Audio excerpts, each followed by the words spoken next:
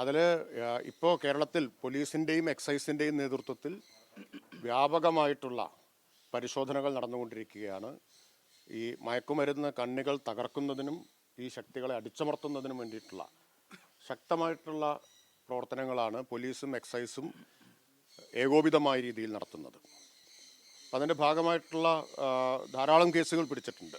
കഴിഞ്ഞ കുറച്ച് ദിവസത്തിനിടയിൽ ധാരാളം കേസുകൾ പിടിച്ചിട്ടുണ്ട്, ധാരാളം മയക്കുമരുന്ന് കണ്ടെടുത്തിട്ടുണ്ട്, അനേകം പ്രതികളെ അറസ്റ്റ് ചെയ്തിട്ടുണ്ട്. അതിൻ്റെ വിവരങ്ങൾ അപ്പോൾ തന്നെ മാധ്യമങ്ങൾക്ക് നൽകുന്നുമുണ്ട്. അപ്പം അതിൻ്റെ ഭാഗമായിട്ടാണ് ഈ സംഭവം ഇപ്പോൾ ഉണ്ടായിട്ടുള്ളത്. ആരെല്ലാം ഉൾപ്പെട്ടിട്ടുണ്ടെങ്കിലും അവരെല്ലാം നിയമത്തിൻ്റെ മുമ്പിൽ കൊണ്ടുവരും. ഒരു ദയാദാക്ഷിണ്യവും അക്കാര്യത്തിൽ ഉണ്ടാവില്ല. വിഷയത്തിൽ KSU ജാഗരൺ മാർച്ച് നടത്തുന്നു, SFI ആണെങ്കിൽ വലിയ ലഹരി വിരുദ്ധ ക്യാമ്പയിൻ നടത്തുന്നു. ഇന്നിപ്പോൾ SFIയുടെ സംസ്ഥാന സെക്രട്ടറി സഞ്ജീവ് അടക്കം പറഞ്ഞ നടപടി ശക്തമായ നടപടി വേണമെന്നാണ്.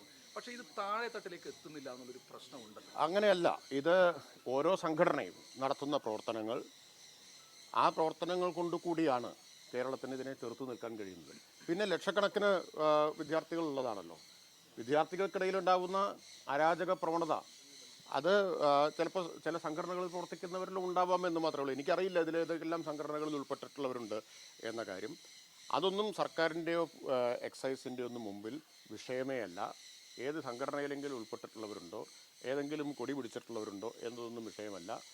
ഒരു തരത്തിലുമുള്ള ഇളവും ഉണ്ടാവില്ല. ഉരുക്കുമുഷ്ടി ഉപയോഗിച്ച് ഇത്തരം ശക്തികളെ അമർച്ച ചെയ്യുക തന്നെ ചെയ്യും.